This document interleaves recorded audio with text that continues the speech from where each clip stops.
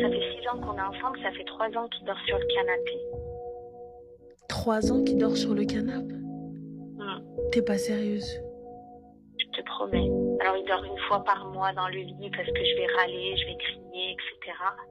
Mais après, rebelote, en fait, il va dormir 2-3 jours avec moi pour me calmer et puis il va repartir en me disant je suis fatiguée, je suis... Et pourquoi tu acceptes ça? Parce qu'en fait, c'est ce que je t'expliquais. En fait, il y a plein de choses qui rentrent en compte. J'ai eu un enfant avec lui, j'ai déjà eu un premier échec, c'était mon deuxième mariage, donc j'ai tout essayé en fait. Et aujourd'hui, ce que j'ai découvert aujourd'hui, en fait, pour moi, il y a plus rien à réconcilier.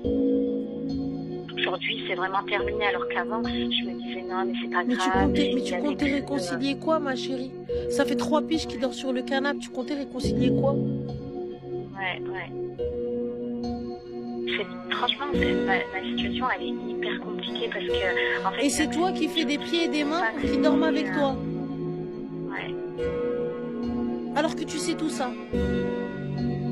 En fait, ça fait pas longtemps que je suis sûre à 100%.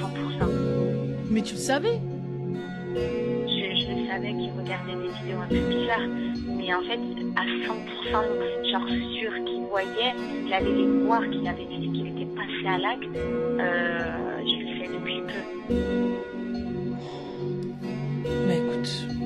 Parce qu'il y a une différence entre, voilà, comme le mec tout à l'heure, on foule un peu ce qu'il ressent, etc.